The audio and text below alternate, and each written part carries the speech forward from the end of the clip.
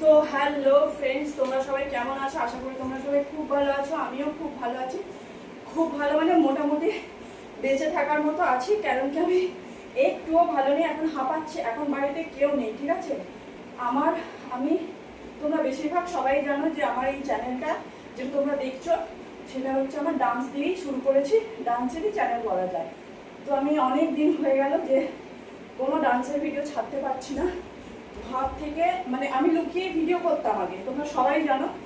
তো কিছুদিনের জন্য মানে কিছুদিন হলো যে আমার হাজবেন্ডও চায় না আমি ডান্সের ভিডিও করি।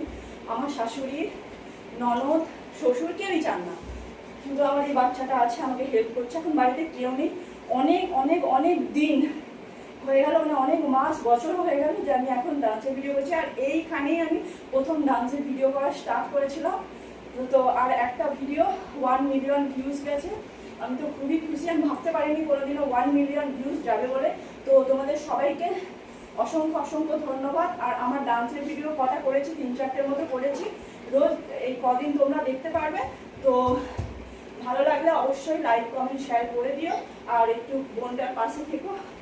যাই হোক, অনেক কষ্ট করে ভিডিও করি, কিন্তু তার কেউ দাম দেয় না, কেউ বুঝেই না যে আমার ডান্সটা কতটা ভালোবাসি, সেটা কেউ বুঝতেই চায় না। কেন আমি জানি না, সে না বুঝুক, আমার মনে যায় আসে না। আমি মোট ডান্সের ভিডিও যাই হয়ে যায় আমি মোট ছাড়বো না।